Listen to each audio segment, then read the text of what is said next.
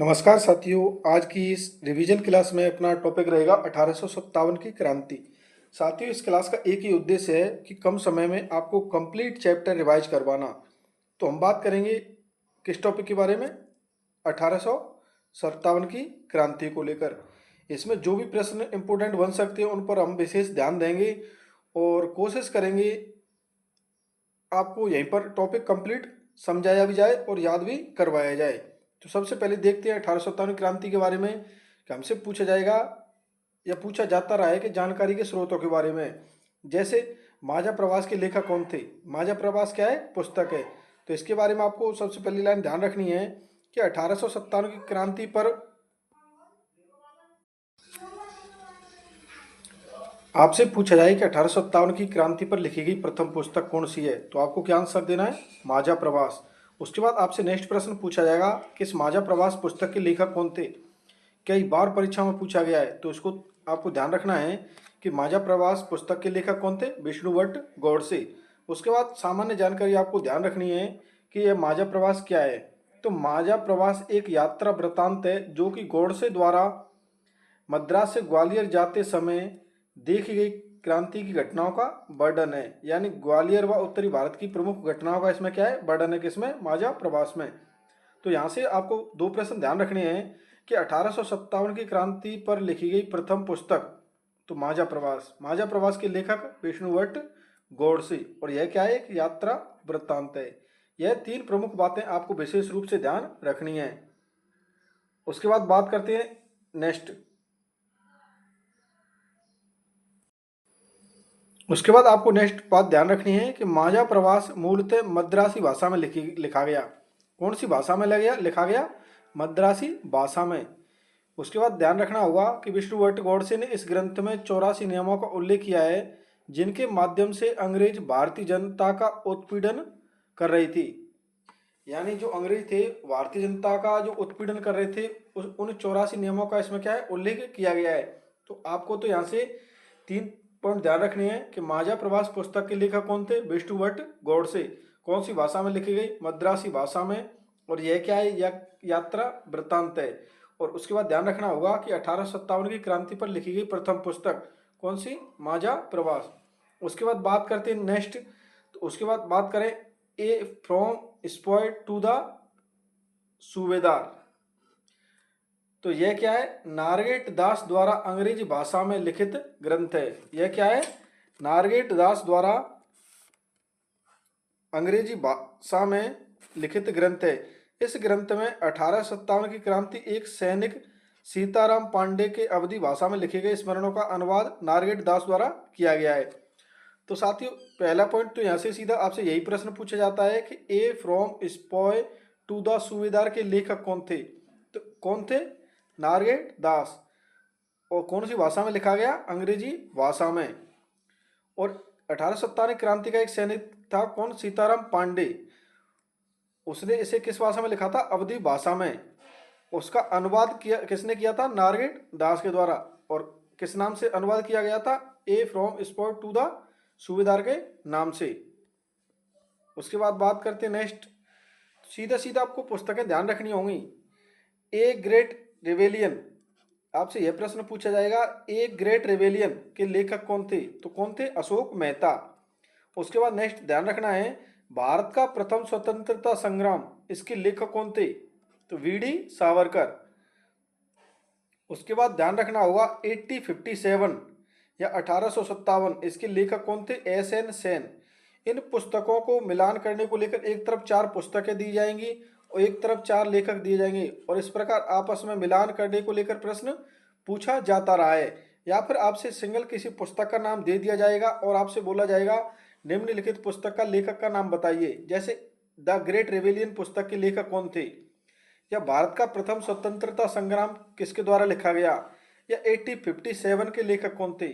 यह सभी पुस्तकें किसी न किसी परीक्षा में पूछी जा चुकी हैं, तो आपको विशेष रूप से ध्यान रखनी है। उसके बाद बात करें next, the sepoy mutiny revolt of 1857, इसके लेखक कौन थे? R C Majumdar. इसके लेखक कौन थे? R C Majumdar. उसके बाद बात करें नेक्स्ट पॉइंट कि 1857 की क्रांति के समय आपसे पहला प्रश्न पूछा जाएगा कि 1857 की क्रांति के समय इंग्लैंड की महारानी कौन थी, तो आपको आंसर देना है विक्टोरिया। उसके बाद पूछा जाएगा 1857 की क्रांति के समय इंग्लैंड के प्रधानमंत्री कौन थे, पामस्टर्न। और भारत का गवर्नर जनरल कौन था, लॉर्ड कैनिंग। कौन था, लॉर्ड कैनिंग। और जो कंपनी का प्रधान सैनिक था वह कौन था, एनिसन। कौन था, एनिसन। यहाँ पर आकर हम डाउट में आ जाते हैं और यहाँ पर हम क्या आंसर लगा के आ जाते हैं, कैनिंग। जबकि हमें पता होना चाहिए कि यह तो कौन था उस समय, भारत का गवर्नर जनरल था, कौन, लॉर्ड कैनिंग। तो यहाँ से आपके 4 प्रश्न तैयार हो गए और यह चारों ही प्रश्न किसी न किसी परीक्षाओं में पूछे गए हैं। तो आपको चारों को एक बार पुनः रिपीट करना होगा कि 1857 की क्रांति के समय इंग्लैंड की महारानी तो कौन थी, विक्टोरिया। और इंग्लैंड के प्रधानमंत्री पामस्टर्न। और भारत का गवर्नर जनरल कौन था, लॉर्ड कैनिंग। और कंपनी का प्रधान सैनिक कौन था, एनिसन। उसके बाद बात करते हैं नेक्स्ट। तो उसके बाद आपको ध्यान रखना है कि मुगल बादशाह कौन था। तो मुगल बादशाह था बहादुर शाह जफर द्वितीय। कौन था, बहादुर शाह जफर द्वितीय। उसके बाद बात करते हैं 1857 की क्रांति के स्वरूप को लेकर। किसको लेकर, 1857 की क्रांति को स्वरूप को लेकर। इस प्रकार पूछा जाएगा कि यह एक सैनिक विद्रोह था, यह किस किसने कहा या किस किसने इस मत का समर्थन किया। तो इसमें आपको ध्यान रखना, यूरोपीय इतिहासकार थे रॉबर्टस जॉन लॉरेंस सीले व चार्ल्स राइक्स। व भारतीय विद्वान थे दुर्गादास बंदोपाध्याय व सैयद अहमद खां। यह 1857 की क्रांति को क्या कहते हैं, सैनिक विद्रोह। क्या कहते हैं, सैनिक विद्रोह। उसका निष्कर्ष निकाला तो निसंदेह सैनिक विद्रोह के रूप में प्रारंभ हुआ, परंतु बाद में समाज के प्रत्येक वर्ग ने इसमें क्या है, भाग लिया था। उसके बाद दूसरा मत आपको ध्यान रखना है, मुस्लिम षड्यंत्र, यानी हिंदू मुस्लिम षड्यंत्र था। 1857 की क्रांति क्या था, हिंदू मुस्लिम षड्यंत्र था। ऐसा कौन कौन मानते हैं, तो जेम्स आउटरम व डब्ल्यू टेलर के द्वारा क्या कहा गया 1857 क्रांति को, मुस्लिम षड्यंत्र या हिंदू मुस्लिम षड्यंत्र। उसके बाद नेक्स्ट ध्यान रखना है कथन कि हिंदुओं की आड़ में मुस्लिम षड्यंत्र, क्योंकि मुस्लिम पुनः सत्ता की स्थापना का प्रयास कर रही थी। ऐसा कौन कौन मानते हैं, हिंदू मुस्लिम षड्यंत्र था 1857 की क्रांति। तो जेम्स आउटरम व डब्ल्यू टेलर के द्वारा ऐसा माना जाए गया है। उसके बाद नोट ध्यान रखना होगा कि इस मत का समर्थन कूपलैंड व मॉरिसन के द्वारा भी किया गया। किसका, हिंदू मुस्लिम षड्यंत्र का। उसके बाद यहाँ पर नेक्स्ट बात करें निष्कर्ष, यानी 1857 की क्रांति में हिंदुओं ने सर्वाधिक भाग लिया, अतः यह कथन क्या है, अनुचित है। यानी यह कथन पूर्णतः सही नहीं है, क्योंकि इसमें सर्वाधिक भाग किसने लिया था, हिंदुओं के द्वारा लिया गया था। उसके बाद बात करें नेक्स्ट पॉइंट, तो यह एक राष्ट्रीय विद्रोह था। यह क्या था, राष्ट्रीय विद्रोह। यह किसने कहा था, बेंजामिन डिज़रायली के द्वारा। किसके द्वारा, बेंजामिन डिज़रायली के द्वारा। यह कौन थे, ब्रिटेन के एक राजनेता थे। इन्होंने 1857 की क्रांति को क्या कहा था, राष्ट्रीय विद्रोह। बेंजामिन डिज़रायली ने 27 जुलाई 1857 को ब्रिटेन के हाउस ऑफ कॉमन्स में इसे राष्ट्रीय विद्रोह कहा। आपको तो सीधा ध्यान रखना है राष्ट्रीय विद्रोह बेंजामिन डिज़रायली, इतना पॉइंट यहाँ से ध्यान रखना है। बाकी की फालतू बातें याद रहे ना रहे, क्योंकि प्रश्न यही पूछा जाएगा, फालतू की बातें कोई नहीं पूछी जाती। उसके बाद आपको ध्यान रखना कि इसका समर्थन किसने किया था, कि यह राष्ट्रीय विद्रोह था। किसने कहा, बेंजामिन डिज़रायली ने। और इस मत का समर्थन किया था भारतीय इतिहासकार अशोक मेहता के द्वारा। किसके द्वारा, अशोक मेहता के द्वारा। अशोक मेहता भी 1857 की क्रांति को क्या मानते हैं, राष्ट्रीय विद्रोह। उसके बाद बात करते हैं एस एन मेहता के बारे में कि इनकी पुस्तक थी 1857 यानी 1857 में लिखा है कि जो कुछ धर्म की लड़ाई के रूप में प्रारंभ हुआ वह स्वतंत्रता संग्राम के रूप में समाप्त हुआ। ऐसा कौन लिखते हैं, एस एन मेहता। उसके बाद बात करते हैं 1857 की क्रांति से पूर्व हुए विद्रोहों को लेकर, कौन कौन से पूर्व में विद्रोह हुए। तो साथियों पहला विद्रोह आपको ध्यान रखना होगा, बेलूर विद्रोह। बेलूर विद्रोह कब होता है, 1806 में। कब होता है, 1806 में। इसका प्रमुख कारण क्या था बेलूर विद्रोह का, तो नवंबर 1805 में पारित एक अधिनियम द्वारा सिपाही ड्रेस कोड में बदलाव किया गया। किसमें बदलाव किया गया, सिपाही ड्रेस कोड में। कौन से अधिनियम के द्वारा, नवंबर 1805 में पारित किया गया था अधिनियम। इसके द्वारा सिपाही ड्रेस कोड में क्या किया बदलाव। भारतीय सैनिकों हिंदू सैनिकों को जातीय तिलक व धार्मिक वस्त्र पहनने पर क्या लगा दी गई, रोक लगा दी गई। तथा वहीं मुस्लिम सैनिकों को दाढ़ी मूछ रखने पर भी पाबंदी लगा दी गई। किस अधिनियम के द्वारा, कि जो नवंबर 1805 में एक पारित किया गया था एक अधिनियम, इसके द्वारा क्या किया गया, सिपाही ड्रेस कोड में बदलाव किया गया। और यह दोनों तरह पर यानी भारतीय जो हिंदू सैनिक थे उन पर भी रोक लगा दी गई कि वे जातीय तिलक नहीं लगा सकते, व धार्मिक वस्त्र नहीं पहन सकते।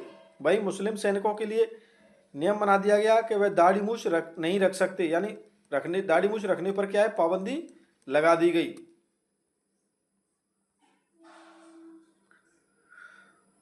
तो मद्रास के रेजिमेंट के मेजर थे जॉन क्रेडक ने एक आदेश पारित कर भारतीय सैनिकों को एक विशेष प्रकार की टोपी पहनने का आदेश दिया, जो कि यूरोपीय व ईसाई धर्म में परिवर्तित लोगों के द्वारा पहनी जाती थी। इस कारण क्या है, हिंदू व मुस्लिम सैनिकों के द्वारा विद्रोह किया गया। यानी विद्रोह तो 10 जुलाई 1806 को मद्रास के तमिलनाडु के बेलूर छावनी में भारतीय सैनिकों ने क्या कर दिया, विद्रोह कर दिया। वह 200 से अधिक ब्रिटिश सैनिकों को मार डाला। ब्रिटिश इंडिया यानी बीआईसी ने अकार्टा से घुड़सवार सैनिकों व तोपखाने की सहायता से विद्रोह का दमन किया।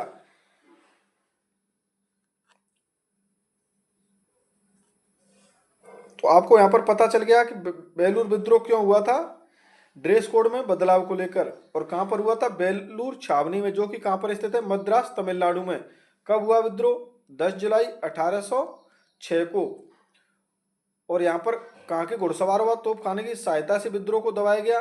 अरकाटा से क्या है, घुड़सवार सैनिक बुलाए गए व तोपखाने की सहायता से इस विद्रोह का क्या है, दमन किया गया। उसके बाद बात करते हैं नेक्स्ट दूसरा विद्रोह, बैरकपुर विद्रोह। तो यह कब हुआ था, 1824 में। कौन सा, बैरकपुर विद्रोह। इसका प्रमुख कारण क्या था कि तत्कालीन गवर्नर जनरल थे लॉर्ड एमस्टर्न। इन्होंने क्या है, भारतीय सैनिकों को समुद्री मार्ग से बर्मा जाने का क्या दिया, आदेश। तो बैरकपुर में कौन सी रेजिमेंट तैनात थी, 47वीं रेजिमेंट। इस रेजिमेंट के सैनिकों ने जाने से क्या कर दिया, इनकार कर दिया और क्या स्टार्ट किया, विद्रोह। तो बैरकपुर विद्रोह किस कारण हुआ था, 1824 में, कि समुद्री मार्ग से बर्मा जाने का आदेश जारी किया था किसके द्वारा, लॉर्ड एमस्टर्न के द्वारा। और यह कौन थे, उस समय के तत्कालीन गवर्नर जनरल थे। तो बैरकपुर में कौन सी रेजिमेंट तैनात थी, 47वीं रेजिमेंट। इसके सैनिकों ने क्या कर दिया, इस आदेश को मानने से इनकार कर दिया और क्या कर दिया, विद्रोह।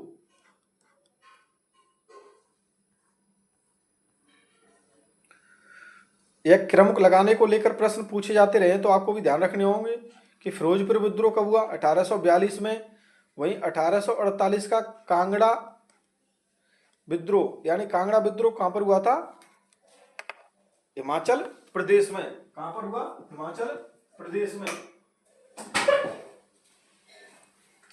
उसके बाद बात करते हैं नेक्स्ट संथाल विद्रोह को लेकर। किसको लेकर, संथाल विद्रोह को लेकर। तो संथाल विद्रोह कब हुआ, 1855-56 में। कब हुआ था, 1855-56 में। 1857 की क्रांति से पूर्व प्रथम हिंसक जनजाति विद्रोह। आपसे परीक्षा में प्रश्न पूछा जाए कि प्रथम हिंसक जनजाति विद्रोह था, तो आपको क्या आंसर देना है, संथाल विद्रोह, जो मुर्शिदाबाद से लेकर बिहार के भागलपुर व राजमहल की पहाड़ियों तक विस्तृत था। यह कहां से कहां तक विस्तृत था, मुर्शिदाबाद से लेकर बिहार के भागलपुर व राजमहल की पहाड़ियों तक विस्तृत था। कौन सा विद्रोह, संथाल विद्रोह। उसके बाद नेक्स्ट पॉइंट ध्यान रखना होगा आपको कि राजमहल की पहाड़ियों में होने के कारण इसे पहाड़िया विद्रोह भी कहते हैं। इसे क्या कहा जाता है, पहाड़िया विद्रोह। और इस विद्रोह का नेतृत्व किसने किया था, सिद्धू व कान्हू के द्वारा। संथाल विद्रोह के नेता कौन थे, सिद्धू व कान्हू। उसके बाद इंपोर्टेंट नोट आपको ध्यान रखना है कि राजमहल की पहाड़ियों में इससे पूर्व 1778 ईस्वी में वहां निवास कर रही जनजातियों द्वारा खूनी संघर्ष किया गया। अंग्रेजों ने मजबूर होकर समझौता किया और उनके क्षेत्र को दामन कोह घोषित किया।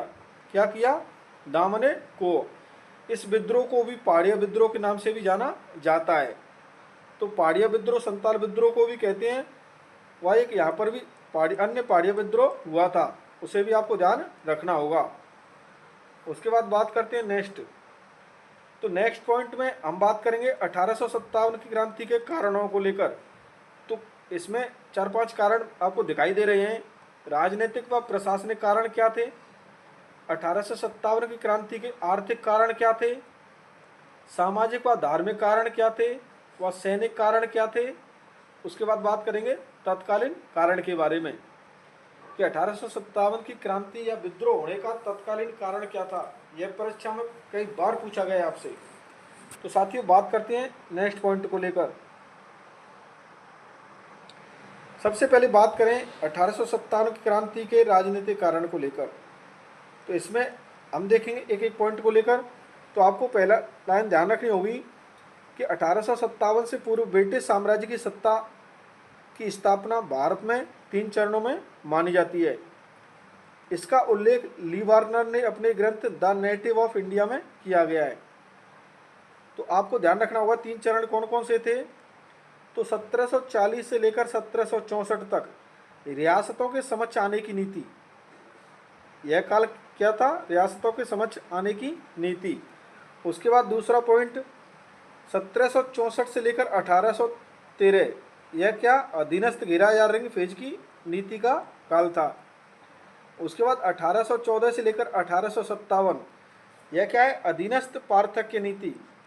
आपको इन तीनों को विशेष रूप से ध्यान रखना होगा। तीनों चरणों को आपसे पूछा जाता है, रिंग फेज की नीति का समय या अधीनस्थ घेरे की नीति का समय क्या था, अधीनस्थ पार्थक्य नीति का समय क्या था, रियासतों के समक्ष आने की नीति का समय क्या था। तो आपको तीनों चरणों का प्रमुख काल ध्यान रखना होगा। उसके बाद बात करते हैं नेक्स्ट पॉइंट।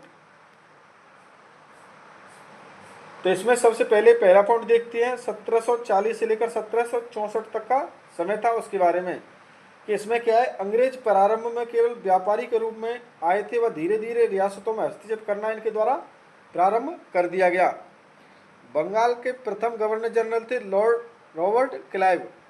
इसने क्या है, बंगाल के शासक थे मीर जाफर को हिंदुओं के खिलाफ भड़का दिया और फूट डालो राज करो की नीति प्रारंभ की। तो आपको यहाँ से एक पॉइंट मिल गया कि बंगाल का प्रथम गवर्नर जनरल कौन था। तो आपको आंसर देना है रॉबर्ट क्लाइव। कौन था? Robert Clive. और इसी रॉबर्ट क्लाइव के द्वारा बंगाल के शासक थे मीर जाफर, इनको क्या है, हिंदुओं के खिलाफ भड़का दिया व आपस में फूट डालो राज करो की नीति प्रारंभ कर दी गई। उसके बाद दूसरा पॉइंट ध्यान रखना होगा कि 1764 में बक्सर के युद्ध के बाद इलाहाबाद संधि द्वारा बंगाल के समस्त राजस्व अधिकार किसे सौंप दिए गए? ब्रिटिश ईस्ट इंडिया कंपनी को। किसे? ब्रिटिश ईस्ट इंडिया कंपनी को क्या सौंप दिए गए? बंगाल के राजस्व अधिकार। उसके बाद बात करते हैं दूसरे समय को लेकर। 1764 से जो 1853 का समय था, रिंग फेज की नीति का या अधीनस्थ घेरे की नीति के अनुसरण का, इसके बारे में। तो इसके बारे में सबसे पहला पॉइंट आपको ध्यान रखना होगा कि सर्वप्रथम संपूर्ण बंगाल के गवर्नर जनरल वारेन हेस्टिंग्स ने पड़ोसी रियासतों के साथ सहायक संधियां की। उसका उद्देश्य क्या था? अप्रत्यक्ष रूप से रियासतों के ऊपर नियंत्रण स्थापित करना। अपने राज्य की सुरक्षा करनी हो तो पड़ोसी राज्य की भी सुरक्षा करनी होगी।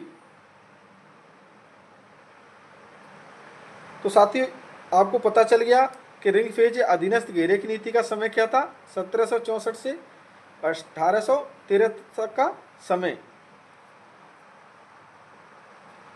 आपको यहाँ से इम्पोर्टेंट जो मैं बोलूँ यहाँ पर जोर दूँ, 2-4 बार उसे रिपीट करूँ, उसको विशेष रूप से ध्यान रख देना है। बाकी कोई भी आपके लिए एग्जाम के लिए महत्वपूर्ण नहीं है, समझने के लिए महत्वपूर्ण होता है, इसलिए हम सारा कवर करने का प्रयास करते हैं। आपको ध्यान रखना है, सर्वप्रथम लॉर्ड डलहौजी ने सहायक संधि प्रारंभ की। तो लॉर्ड डलहौजी का कालक्रम आपको ध्यान रखना होगा 1798 में से लेकर 1805 तक। उसके बाद आपको सहायक संधियों की शर्तें ध्यान रखनी है। तो सहायक संधियों की शर्तों में एक एक पॉइंट आपको ध्यान रखना होगा। पहला पॉइंट, दूसरा पॉइंट व तीसरा पॉइंट, कि सहायक संधि करने वाली रियासत को अपने क्षेत्र में क्या रखना होता था, ब्रिटिश सेना को स्वीकार करना होता था। सेना का वेतन स्वयं शासक भुगतान करेंगे। वेतन भुगतान नहीं कर पाने पर उस रियासत का एक क्षेत्र अंग्रेजी साम्राज्य का भाग होगा। तीसरा पॉइंट था, इस वेतन के बदले ब्रिटिश ईस्ट इंडिया कंपनी के सैनिक विदेशी आक्रमण व आंतरिक आक्रमण से क्या करेंगे, रियासत की सुरक्षा करेंगे। यह क्या थी, सहायक संधि की प्रमुख शर्तें थी, जो कि लॉर्ड डलहौजी के द्वारा प्रारंभ की गई थी। कौन सी, सहायक संधियां। उसके बाद आपको दूसरा पॉइंट ध्यान रखना होगा कि ब्रिटिश ईस्ट इंडिया कंपनी के बिना अनुमति के विदेशी शक्तियों के साथ कोई भी संधि नहीं की जा सकती। यानी रियासत अगर अंग्रेजों की बिना अनुमति के किसी से सहायक संधि करना चाहती है तो वह नहीं कर सकते थे। उन्हें क्या है, अंग्रेजों से इजाज़त लेनी होती थी। उसके बाद आपको नेक्स्ट पॉइंट ध्यान रखना होगा, अन्य रियासतों के साथ के राजनीतिक संबंध स्थापित नहीं करेंगे। यानी रियासतें अन्य रियासतों के साथ राजनीतिक संबंध स्थापित नहीं करेंगे। यह क्या थी, सहायक संधि की प्रमुख शर्तें थी। यहाँ से आपको इम्पोर्टेंट पॉइंट, यहाँ से आपके एग्जाम की दृष्टि के लिए, वेलेजली द्वारा जो सहायक संधियाँ की, किसके साथ सहायक संधि कब की, यह पॉइंट बार बार परीक्षा में पूछा जाता है। तो आपको तो ध्यान रखना है, हैदराबाद के साथ सर्वप्रथम संधि की थी, सहायक संधि कब की थी, 1798 में हैदराबाद के निजाम ने सर्वप्रथम संधि की। आपसे यहाँ से प्रश्न पूछा जाता है कि सर्वप्रथम सहायक संधि किसने की, हैदराबाद के निजाम के द्वारा, कब की, 1798 में। उसके बाद ध्यान रखना होगा, मैसूर व तंजौर के साथ कब की, 1799 में। अवध के साथ 1801 में। पेशवा बाजीराव द्वितीय के साथ 1801 में। पेशवा बाजीराव द्वितीय यानी मराठा, इसके साथ सहायक संधि कब की, 1801 में। इनकी डेटें आपको विशेष रूप से ध्यान रखनी है, क्योंकि कालक्रमानुसार जमाने को लेकर भी आपसे प्रश्न पूछा जाता रहा है। तो आपके एग्जाम में यह स्लाइड बहुत ही क्या है, इम्पोर्टेंट है। तो आपको यह 4-5 लाइनें ध्यान रखनी होंगी, यहाँ से लेकर यहाँ तक की सारी। उसके बाद बात करते हैं नेक्स्ट, तो बरार के साथ सहायक संधि कब की गई, 1853 में। और ग्वालियर के साथ सहायक संधि कब की गई, 1804 में। अब बात करते हैं तृतीय चरण को लेकर। तृतीय चरण का समय था 1814 से लेकर 1857 का समय। कब से कब तक, 1814 से लेकर 1857। इसमें पहला पॉइंट देखते हैं कि अंग्रेजों ने अधीनस्थ पार्थक्य नीति का अनुसरण किया तथा भारतीय रियासतों व राजाओं को अपनी ताकत दिखाई। लॉर्ड डलहौजी ने इस दौरान राज्य हड़प नीति का अनुसरण किया। किसका अनुसरण किया, राज्य हड़प नीति का। बात करते हैं राज्य हड़प नीति के बारे में। तो इसे गोद निषेध प्रथा, व्यपगत सिद्धांत व डॉक्ट्रिन सिद्धांत भी कहा जाता है। किसे, लॉर्ड डलहौजी की राज्य हड़प नीति को किन अन्य नामों से जाना जाता है, तो आपको आंसर देना है, गोद निषेध प्रथा, व्यपगत सिद्धांत, डॉक्ट्रिन सिद्धांत। तो राज्य हड़प नीति के बारे में बात करें कि राजा के उत्तराधिकारी संतान नहीं होने पर उसका राज्य सीधे ब्रिटिश सत्ता में मिला लिया जाता था। किसमें मिला लिया जाता था, ब्रिटिश सत्ता में से मिला लिया जाता था, अगर उसकी कोई संतान नहीं होती थी तो। उसके बाद बात करते नेक्स्ट, लॉर्ड डलहौजी द्वारा हड़पे गए राज्यों को लेकर। तो सर्वप्रथम सतारा को हड़पा गया, कब, 1848 में। कब हड़पा गया, 1848 में। किसे, सतारा को। बिल्कुल याद रखना है, आपकी परीक्षा में कई बार पूछा गया है और यह इम्पोर्टेंट है, बार बार पूछा जाता है। तो जो भी इम्पोर्टेंट पॉइंट होगा उस पर क्या है, मैं विशेष रूप से जोर देने का काम करूंगा। तो राजा अप्पा की कोई संतान नहीं थी, इसलिए से क्या है, ब्रिटिश साम्राज्य में मिला लिया गया। ब्रिटिश राजनेता थे जोसेफ ह्यूम, उन्होंने इसे क्या कहा, जिसकी लाठी उसकी भैंस। तो आपको तो एक ही चीज़ ध्यान रखनी है यहाँ से कि लॉर्ड डलहौजी के द्वारा सतारा को कब हड़पा गया, 1848 में।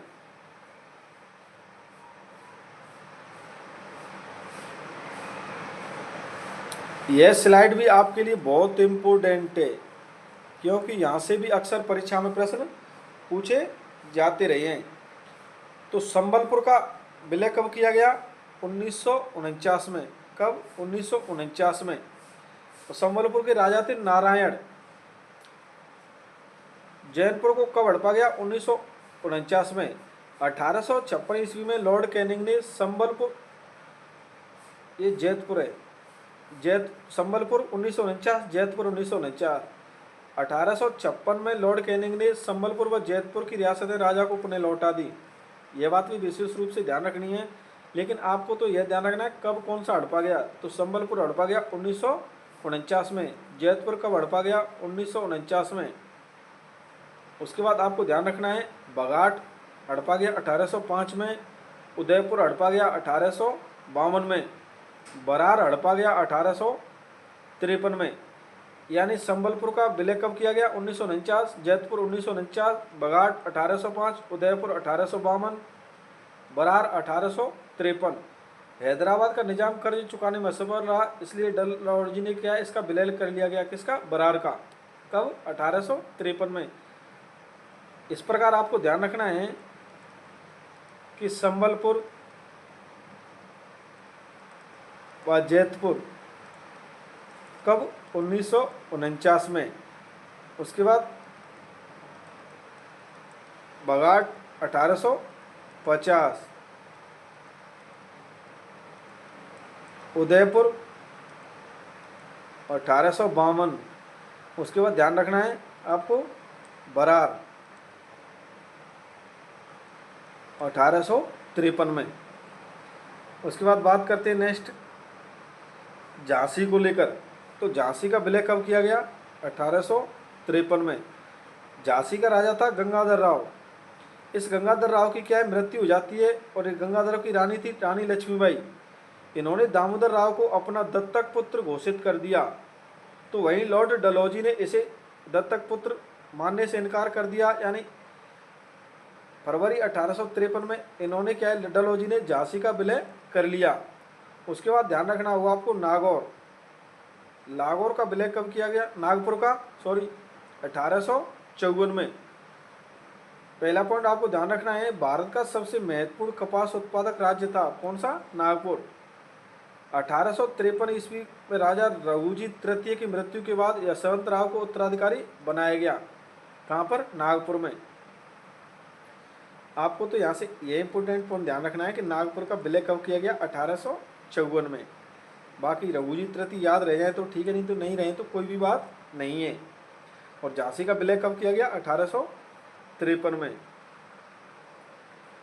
तो डलहौजी ने जो दत्तक पुत्र गोद लिया था उसे नागपुर का शासक मानने से इनकार कर दिया और नागपुर का क्या कर लिया? विलय।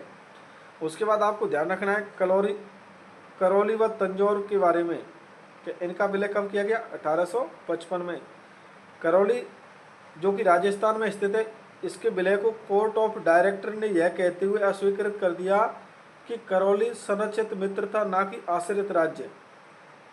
कैनिंग ने उदयपुर व बघाट के निर्णय में भी बदल दिया। उसके बाद बात करते हैं 1856 में किसका विलय किया गया? अवध का। किसका? अवध का। अवध का राजा था वाजिद अली शाह। कौन था? वाजिद अली शाह। तो लॉर्ड डलहौजी ने अवध पर कुशासन का आरोप लगाकर लखनऊ के एक रेजिमेंट आउटरम की सहायता से लखनऊ का विलय कर लिया। किसका विलय कर लिया? अवध यानी लखनऊ का। उसके बाद आपको नेक्स्ट पॉइंट नोट ध्यान रखना है कि 1857 के क्रांति में भाग लेने वाले सर्वाधिक सैनिक कहाँ के थे? अवध के। कहाँ के थे? अवध के। और ये आउटरम की सहायता से यानी किसकी रिपोर्ट के आधार पर अवध का विलय किया गया? यह प्रश्न 2022 की जो स्कूल व्याख्याता परीक्षा हुई उसमें पूछा गया था यहाँ से। तो आपको ध्यान रखना है कि डलहौजी ने आउटरम की रिपोर्ट के आधार पर क्या है, अवध या लखनऊ का विलय कर लिया। किसके आधार पर? कुशासन के आरोप लगाकर। उसके बाद आपको नेक्स्ट पॉइंट ध्यान रखना होगा कि 1857 की क्रांति में भाग लेने वाले सर्वाधिक सैनिक कहाँ के थे? अवध के। अवध में क्रांति का नेतृत्व किया था वाजिद अली शाह के द्वारा। वाजिद अली शाह की पत्नी जो कि बेगम हजरत महल थी, यानी वाजिद अली शाह तो मौत को प्राप्त हो चुकी थी, इनकी मृत्यु हो चुकी थी, लेकिन इनकी पत्नी थी बेगम हजरत महल। तो आपसे पूछा जाए अवध में 1857 की क्रांति का नेतृत्व किसने किया, तो आपको आंसर देना है बेगम हजरत महल के द्वारा। और बेगम हजरत महल को महक परी के नाम से भी जाना जाता है। वहीं जो झांसी की रानी थी लक्ष्मीबाई, उन्हें क्या कहते हैं, महल परी। क्या कहते हैं, महल परी। तो हजरत महल को क्या कहते हैं, महक परी, और लक्ष्मीबाई को क्या कहते हैं, महल परी। क्या, महल परी। उसके बाद बात करते हैं नेक्स्ट पॉइंट को लेकर। यहाँ पर पद व पेंशन को लेकर भी मैटर हुआ था कि अंतिम मुगल बादशाह था बहादुर शाह जफर द्वितीय। इसको क्या है, लॉर्ड डलहौजी ने 1848 में बादशाह की उपाधि त्यागने का आदेश दिया और सिक्कों पर बादशाह का नाम खुदवाना बंद करने का आदेश दिया। किसके द्वारा, डलहौजी के द्वारा। डलहौजी ने बादशाह को लाल किला, खानी कलने व कुतुब मीनार के समीप मकान में रहने का आदेश जारी किया।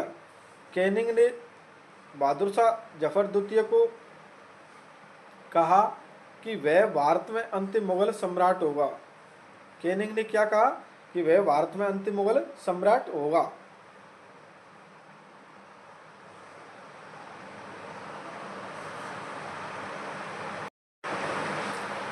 उसके बाद नेक्स्ट पॉइंट आपको ध्यान रखना है कि भारतीय सैनिकों को उच्च पदों पर नियुक्त नहीं किया गया, ना ही उनकी पदोन्नति नहीं की गई। यह भी विद्रोह भड़कने का प्रमुख कारणों में शामिल है। अंग्रेजों को भारतीयों से कई गुना अधिक वेतन दिया जाता था। जैसा कि भारतीय सूबेदार को कितने रुपए मिलते थे वेतन के रूप में, 35 रुपये। वहीं अंग्रेज सूबेदार को कितने रुपए मिलते थे, 195 रुपये। यह भी काफ़ी भेदभाव था। तो इससे भी क्या है, भारतीय सैनिकों में असंतोष क्या है, व्याप्त था। उसके बाद आपको नेक्स्ट पॉइंट ध्यान रखना है कि अंग्रेज कानपुर के पेशवा बाजीराव द्वितीय को 8 लाख रुपए पेंशन देते थे, परंतु उनकी मृत्यु के बाद उनके उत्तराधिकारी नाना साहेब को उन्होंने इस पेंशन को देने से क्या है, इनकार कर दिया। तो इससे क्या है, नाना साहब भी अंग्रेजों के विरोधी हो गए। तो नाना साहब का वास्तविक नाम आपको ध्यान रखना है, क्या था, धोंदू पंत। क्या था, धोंदू पंत था। तो साथियों, यह वेतन में भेदभाव, बस असमानता तथा नाना साहब की पेंशन बंद करना, ये सभी 1857 की क्रांति के क्या है, असंतोष के प्रमुख कारण थे। उसके बाद बात करते हैं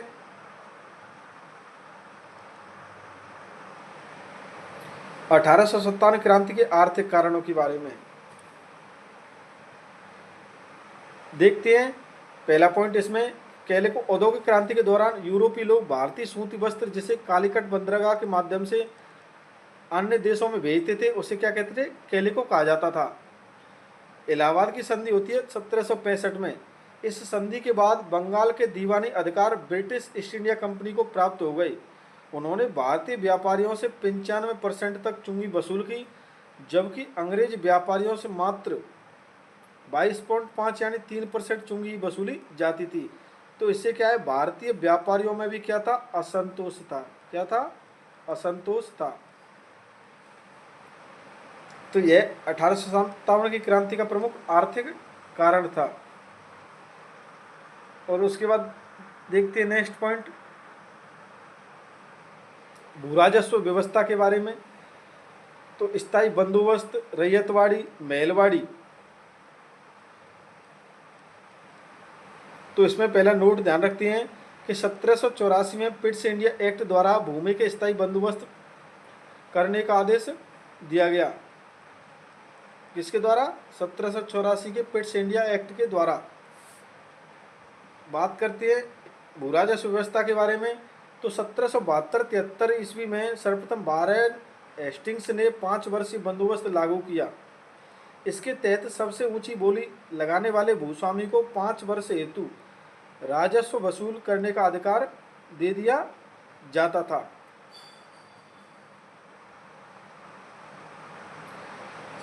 बात करते हैं स्थायी बंदोबस्त को लेकर। स्थायी बंदोबस्त में पहला प्रश्न आपसे पूछा जाता है कि कब लागू हुआ। तो स्थायी बंदोबस्त कब लागू हुआ? 22 मार्च 1793 को। कब लागू हुआ? 22 मार्च 1793 को। किसने लागू किया स्थायी बंदोबस्त? तो लॉर्ड कॉर्नवालिस के द्वारा। इस समय ब्रिटेन के प्रधानमंत्री कौन थे? विलियम पिट्स। कौन? विलियम पिट्स। और यह स्थायी बंदोबस्त कहाँ पर लागू किया गया? तो अंग्रेजों द्वारा सर्वप्रथम विजित क्षेत्रों में, यानी बंगाल, बिहार व उड़ीसा, जिसमें संपूर्ण ब्रिटिश भारत का 19% भाग शामिल था। यह प्रश्न अभी जो नेट का पेपर हुआ था 2024 दिसंबर वाला, उसमें प्रश्न पूछा गया था स्थायी बंदोबस्त से लेकर कि यह स्थायी बंदोबस्त कहाँ कहाँ पर लागू किया गया और यह कब लागू किया गया। तो साथियों, आपको स्थायी बंदोबस्त के बारे में प्रमुख बातें ध्यान रखनी होंगी। उसके बाद आपको ध्यान रखना होगा इसके अन्य नामों को लेकर। तो इसका अन्य नाम क्या थे स्थायी बंदोबस्त के? जमींदारी व्यवस्था, इसे इस्तबरारी बंदोबस्त कहते हैं, इसे विश्वेदारी व्यवस्था भी कहा जाता है। क्या कहा जाता है? विश्वेदारी व्यवस्था भी कहा जाता है। स्थायी बंदोबस्त के बारे में नेक्स्ट पॉइंट आपको ध्यान रखना होगा कि इस व्यवस्था के तहत संपूर्ण भूमि का स्वामित्व 20 वर्ष हेतु जमींदार को दे दिया जाता था और जमींदार राजस्व एकत्रित कर अंग्रेजों को जमा करवाता था। यदि जमींदार एक नियत दिन की सूर्यास्त होने से पूर्व राजस्व जमा नहीं कर पाता था तो सूर्यास्त कानून के तहत उसकी जमींदारी क्या है? नीलाम कर दी जाती थी। तो इस सूर्यास्त कानून से लेकर संबंधित भी अभी प्रश्न पूछा गया था हरियाणा असिस्टेंट प्रोफेसर में। हरियाणा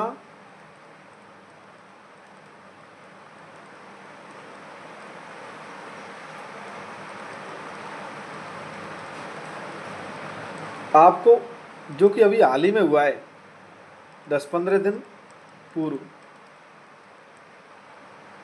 इससे आपको एक आइडिया हो जाता है कि हमारे ये जो नोट्स है तैयार किए गए हैं उनसे सीधे सीधे प्रश्न मिलने का कार्य हो रहा है।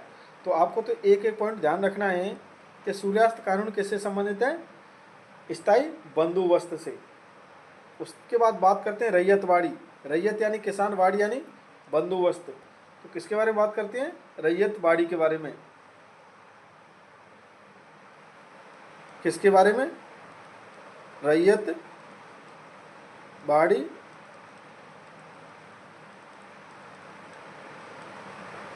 बंदोबस्त को लेकर। तो यह सर्वप्रथम 1792 में कैप्टन रीड के द्वारा इस व्यवस्था को तमिलनाडु के 12 महल में प्रायोगिक तौर पर लागू किया गया। उसके बाद 1809 में रीड ने इसे कुछ प्रांतों में लागू किया गया। तो उसके बाद देखते हैं कि यह क्या था। तो इस व्यवस्था के तहत संपूर्ण भूमि का स्वामी किसान तथा किसान ही प्रत्यक्ष रूप से अपना कर कंपनी को जमा करवाता था। यानी इसमें क्या है? संपूर्ण भूमि का स्वामी कौन था? किसान। इसमें रैयत बाड़ी में। और यह सीधा कर किसे जमा करवाता था? अंग्रेजों को। किसे? अंग्रेजों को। उसके बाद ध्यान रखना है कि 1820 में कैप्टन मुनरो ने यह व्यवस्था संपूर्ण बंबई व मद्रास प्रांत में लागू की। तो अब आपको आइडिया हो गया कि रैयतवाड़ी बंदोबस्त सर्वप्रथम कहाँ लागू किया गया? 1792 में कैप्टन रीड के द्वारा तमिलनाडु के 12 महल में। उसके बाद 1809 में भी कुछ प्रांतों में लागू किया गया। उसके बाद 1820 में कैप्टन मुनरो के द्वारा यह व्यवस्था संपूर्ण बंबई व मद्रास में लागू की गई। क्या? रैयतवाड़ी व्यवस्था। और रैयतवाड़ी व्यवस्था के बारे में आपको पता चल गया कि इसमें सीधे सीधे किसान कौन होता था? संपूर्ण भूस्वामी का मालिक। और यह सीधे क्या है? प्रत्यक्ष रूप से अंग्रेजों को टैक्स जमा करवाता, यानी कर जो भी जमा करवाता था। यह व्यवस्था सर्वाधिक 51% ब्रिटिश भारत में लागू की गई। कितने क्षेत्र पर लागू की? ब्रिटिश भारत के 51% भाग पर लागू की गई रैयतवाड़ी व्यवस्था। उसके बाद नोट कर प्रमुख रूप से एक बात ध्यान रखनी है कि मुंबई में इस व्यवस्था को पूर्ण रूप से लागू करने का श्रेय किसे जाता है? एल फिस्टन को। किसे? एल फिस्टन को। और इसका रैयतवाड़ी का उद्देश्य क्या था इस व्यवस्था को लागू करने का? कि किसानों के साथ प्रत्यक्ष रूप से संपर्क स्थापित कर अधिक से अधिक राजस्व वसूलना। इस व्यवस्था का प्रमुख उद्देश्य था। उसके बाद नेक्स्ट पॉइंट आपको ध्यान रखना है, किसान समय पर राजस्व जमा नहीं कर पाने पर सनसाइट लॉ किसानों की भूमि क्या है, नीलाम कर दी जाती थी। राजस्व के भाग रूप में कितना भाग जमा करवाया जाता था, तो 3/4 भाग, यानी उपज का तीसरा भाग क्या है, टैक्स के रूप में लिया जाता था। उसके बाद बात करते हैं महलवाड़ी बंदोबस्त। किसके बारे में, महलवाड़ी बंदोबस्त। महल यानी गांव, वाड़ी यानी बंदोबस्त। तो यह कब व किसके द्वारा लागू किया गया, तो 1922 के रेगुलेशन 7 के द्वारा इस व्यवस्था को सर्वप्रथम अवध व आगरा के कुछ क्षेत्रों में प्रारंभ किया गया। तो महलवाड़ी व्यवस्था कहाँ पर लागू की गई, अवध व आगरा के कुछ क्षेत्रों में। और यह क्या था महलवाड़ी, तो इस व्यवस्था के अंतर्गत संपूर्ण गांव की भूमि को एक इकाई मानकर राजस्व वसूला जाता था। यानी संपूर्ण गांव की भूमि को एक इकाई मानकर क्या किया जाता था, राजस्व वसूला जाता था।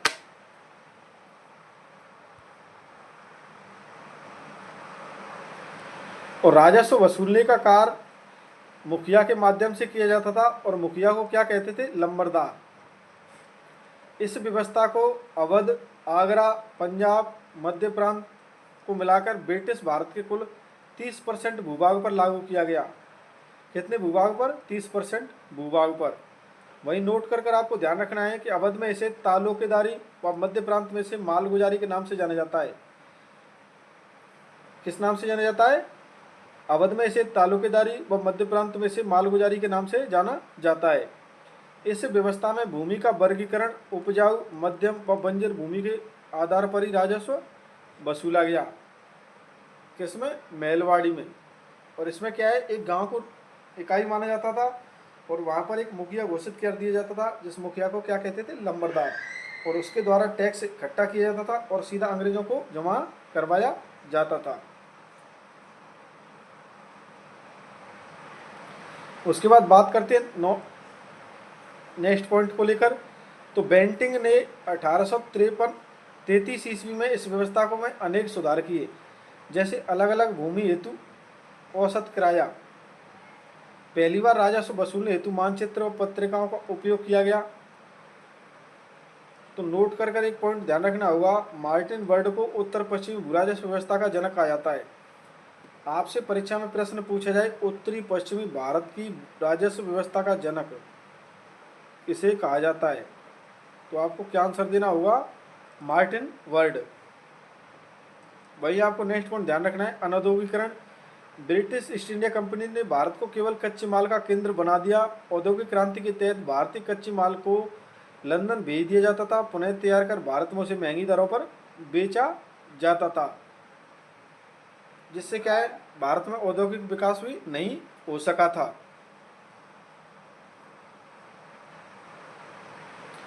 भारतीय व्यापारियों से 95% तक टैक्स वसूला जाता था। भारतीय हस्तशिल्प उद्योग समाप्त कर दिए गए तथा बेंटिंग का कथन था कि भारतीय बुनकरों की हड्डियां मैदान में पड़ी हैं। उसके बाद बात करते हैं नेक्स्ट पॉइंट, तो जॉन सोविलन। अंग्रेजों की यह प्रणाली स्पंज की भांति कार्य करती है, जो गंगा घाटी का माल चूसकर लंदन की टेम्स नदी के किनारे उड़ेल देती है। यह किसका कथन था, जॉन सोविलिन का। उसके बाद बात करते हैं नेक्स्ट, कृषि का वाणिज्यीकरण। खाने योग्य फसलों के स्थान पर भारतीय किसानों को जबरदस्ती वाणिज्यिक फसलों का उत्पादन करवाया जाता था। किसके द्वारा, अंग्रेजों के द्वारा, जैसे कपास, नील, अफीम, गन्ना, तंबाकू, चाय, रेशम, रबर इत्यादि। और महाराष्ट्र में क्या है, कपास का उत्पादन करवाया जाता था। चीन में अफीम की आदतों को बढ़ावा देने हेतु मालवा मध्य प्रदेश में अफीम की खेती करवाई जाती थी। गुजरात में तंबाकू खेती करवाई गई। पूर्वी क्षेत्रों में नीर की खेती करवाई गई। तो साथियों, यह किसानों के साथ क्या एक तरह का अत्याचार था। क्या था, अत्याचारी था। इससे क्या है, भारत का किसान वर्ग भी भड़क उठा था। यानी भड़क गया और उनके अंदर भी क्या है, एक असंतोष प्राप्त बैठ गया और वे क्या है, अंग्रेजों के विरोधी बन गए। अब बात करते हैं धार्मिक कारण को लेकर कि 1857 क्रांति का धार्मिक कारण क्या था।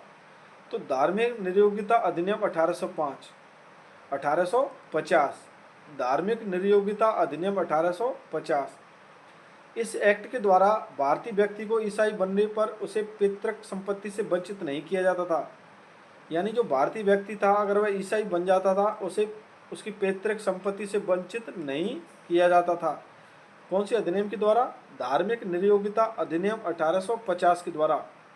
इस अधिनियम के तहत भारत में भारतीयों को ईसाई बनाने हेतु 2 नए पद पादरी लेफ्टिनेंट व कर्नल मिशनरी सृजित किए गए, जो भारतीय बेरोजगारों, अनाथों, गरीबों, विधवाओं इत्यादि को ईसाई बनाने का कार्य करते थे। तो भारतीयों में एक अफवाह फैल गई कि अंग्रेज तो क्या है, इस धार्मिक नियोगिता अधिनियम 1850 के माध्यम से भारतीयों को क्या बनाना चाहते हैं? ईसाई बनाना चाहते हैं। क्या बनाना चाहते हैं? ईसाई बनाना चाहते हैं। तो इस वजह से भी क्या है, विद्रोह की भावना उनके अंदर जागृत हो गई। उसके बाद नोट कर कर एक पॉइंट ध्यान रखना है कि 1813 ईस्वी के अधिनियम द्वारा ईसाई मिशनरी को भारत में पहली बार ईसाई धर्म का प्रचार करने का अधिकार दिया गया। तो भारत में पहली बार ईसाई धर्म का प्रचार करने का अधिकार कब दिया गया? 1813 ईस्वी के अधिनियम के द्वारा। उसके बाद आपको नेक्स्ट पॉइंट ध्यान रखना है कि 1830 में उन्हें भारतीय लोगों को ईसाई बनाने का अधिकार दे दिया गया।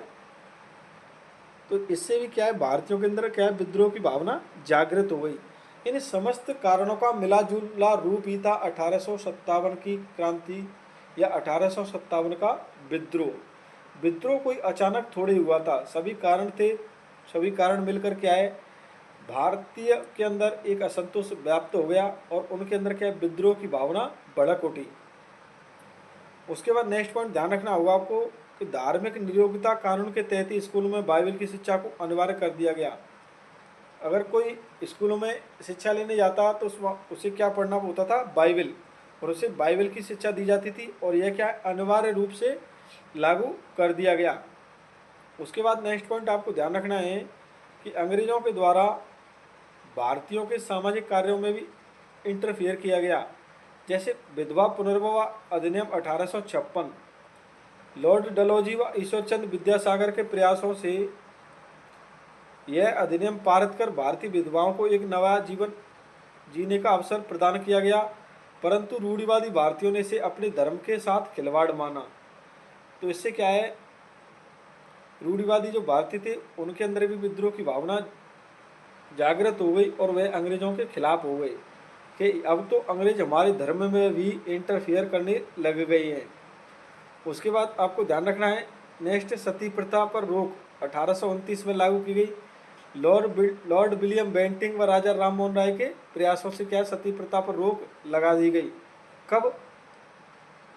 1829 में। किस पर? सती प्रथा पर रोक। किसके प्रयासों से? बेंटिंग व राजा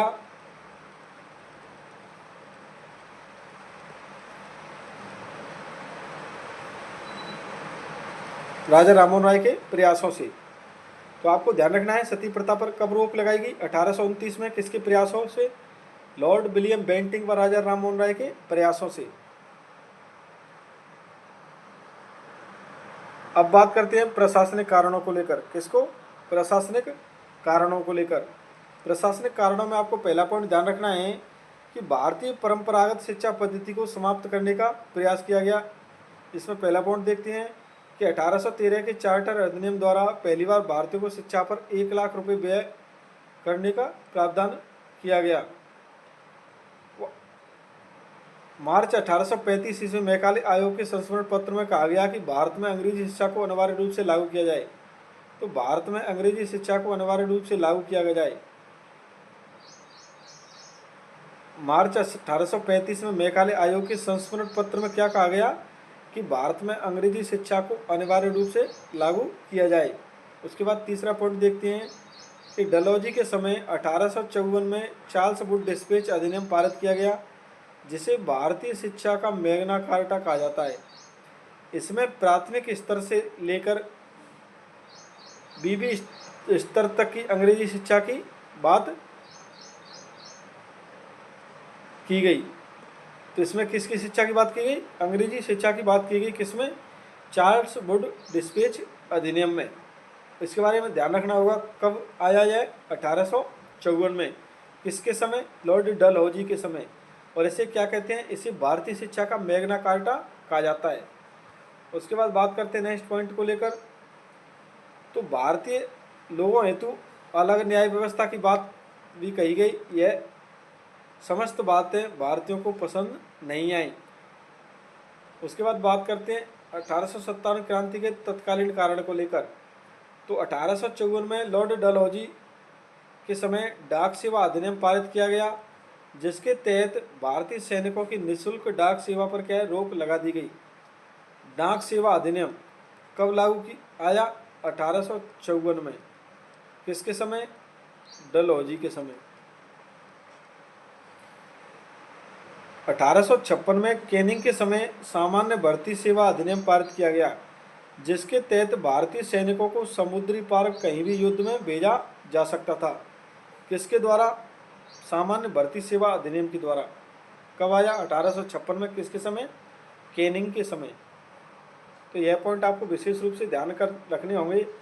उसके बाद आपको ध्यान रखना होगा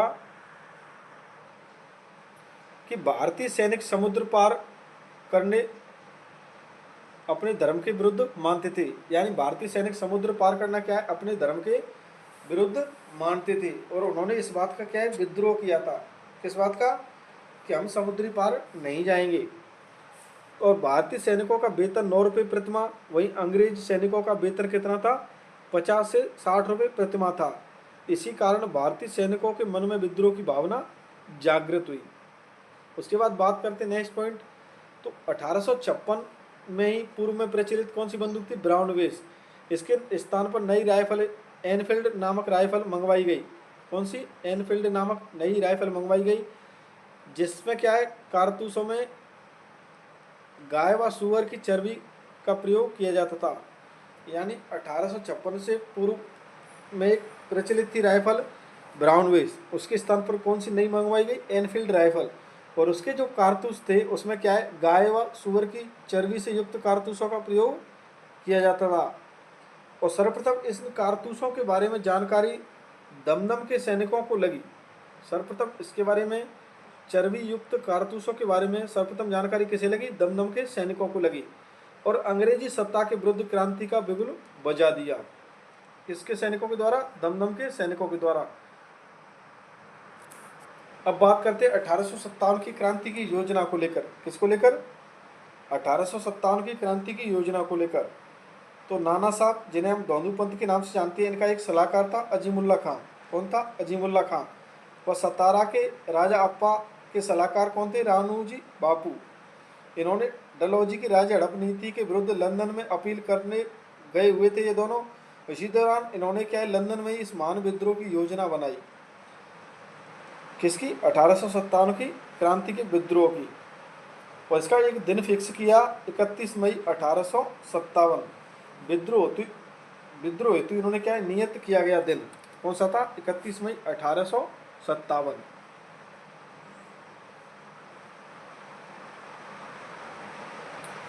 वापस लौटते समय अजीमुल्ला खां क्रीमिया के युद्ध के दौरान उमर पाशा से मिले। किससे मिले? उमर पाशा से। उसके बाद आपको पहला पॉइंट ध्यान रखना होगा, क्रांति का प्रतीक चिन्ह क्या था? 1857 की क्रांति का प्रतीक चिन्ह था कमल का फूल व रोटी। कमल का फूल विद्रोह में भाग लेने वाले सैनिक टुकड़ियों तक पहुंचाया गया। वही रोटी को एक चौकीदार दूसरे चौकीदार के माध्यम से प्रत्येक गांव में पहुंचाने का कार्य किया गया। तो आपको पता चल गया कि 1857 क्रांति का प्रतीक चिन्ह क्या था? कमल का फूल व रोटी था।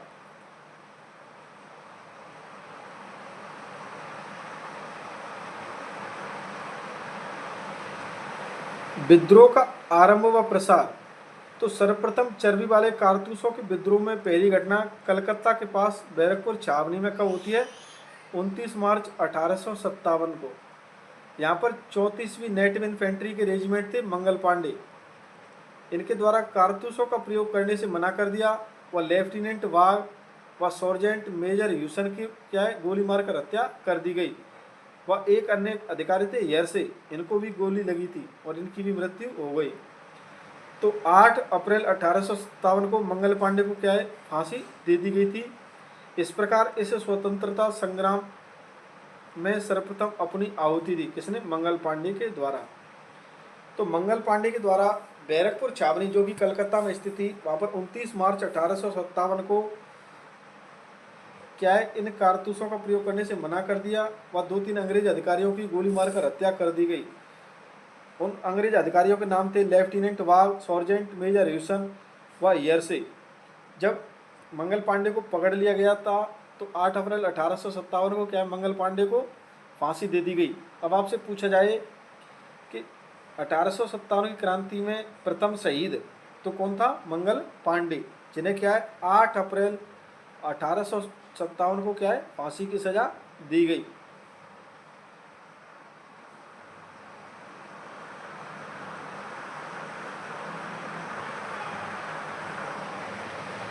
उसके बाद बात करते हैं 10 मई को मेरठ की एनआई रेजिमेंट ने भी विद्रोह कर दिया। 12 मई को क्रांतिकारियों ने दिल्ली पर कब्जा कर लिया व अंतिम मुगल बादशाह जफर द्वितीय को क्या है भारत का बादशाह व विद्रोही नेता घोषित कर दिया। 4 जून को लक्ष्मीबाई ने विद्रोह किया व 17 जून को वह अंग्रेज जनरल यूरोज के साथ युद्ध करते हुए वीरगति को प्राप्त हुई। जो झांसी की रानी थी लक्ष्मीबाई, इन्होंने विद्रोह कर दिया 4 जून को। 17 जून को एक अंग्रेज अधिकारी था जनरल यूरोज, इनके साथ युद्ध करते हुए लक्ष्मीबाई क्या है वीरगति को प्राप्त हो जाती है। यूरोज ने उनकी वीरगति यानी लक्ष्मीबाई की मृत्यु पर क्या कहा था कि भारतीय क्रांतिकारियों में वह अकेली मर्द थी। कौन? लक्ष्मीबाई।